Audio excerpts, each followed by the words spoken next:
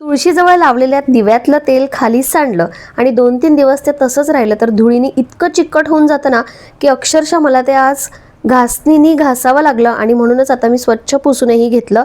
त्यानंतर म्हटलं की आता खालचा एरिया स्वच्छ केला आहे तर रेलिंग काच सगळंच साफ करून घेते.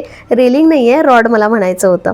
त्यानंतर बाल्कनी मस्त प्रसन्न वाटत होती आणि तसंही आता बाल्कनीत जरा जास्त वेळ जातोच, या उन्हामुळे म्हणा किंवा थंडीमुळे म्हणा. त्यानंतर मी थोडंसं स्ट्रेचिंग आणि एक्सरसाइज करून घेतली. सकाळी सकाळी थोडासा वेळ असला, थोडं निवांत असलं की या सगळ्या गोष्टी होतात. घाई असते कामांची पण ती आपल्यावरच असते.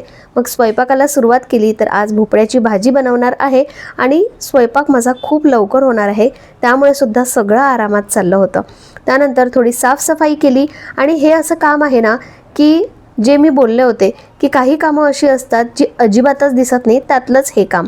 भूत जसं दिसत नाही तशीच बायकांनी काही केलेली कामंसुद्धा दिसत नाही. याच्यावर मी एक रीलसुद्धा बनवली आहे आणि कित्येक जणांनी त्याच्याशी रिलेट केलं आणि असा संपतो आपला दिवस ही छोटी मोठी कामं करता करता.